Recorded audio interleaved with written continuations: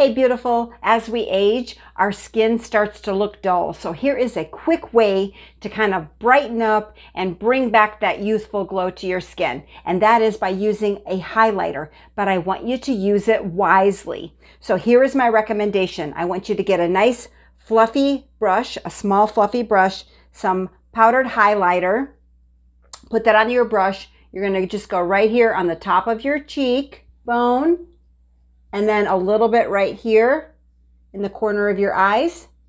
And that's just going to give you that nice, bright glow.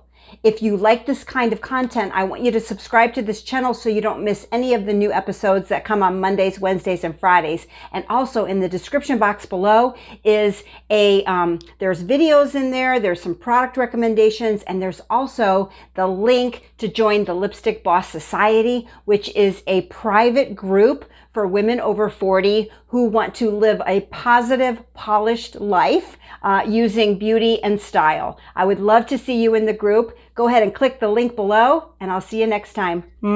Bye-bye.